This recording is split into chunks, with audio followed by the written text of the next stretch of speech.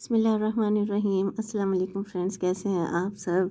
मौसम बदल गया है जी हाँ, गर्म कपड़े बाहर आ गए हैं और हमने पहन भी लिए ज़ाहिर है बाहर आए हैं तो पहनेंगे भी ना।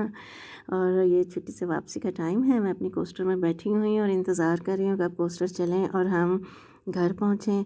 कॉफ़ी पीने के दिन आ रहे हैं, चिकन कॉर्न सूप पीने के दिन आ रहे हैं और साथ आप भी बताइए ना आपके क्या क्या सौगात हैं जी। तो घर हम पहुँचे हैं और घर में आज हमने बनाई दिल्ली निहारी नेशनल की ये रेसिपी। जो है ये मैं पहले भी शेयर कर चुकी हूँ, आप देख सकते हैं मेरे किसी पिछले व्लॉग में। और इतनी इजी रेसिपी है ना कि आप बड़ी आसानी से बना सकते हैं। भाई देखिए, मैं ऑफिस से थकी घर आती हूँ, जब मेरे जैसे बंदे ने बना लिया तो आप क्यों नहीं बना सकते। और ये मेरा नन्ना मुन्ना सा टिफ़िन, ये भी आपने मेरे कई व्लॉग्स में देखा होगा।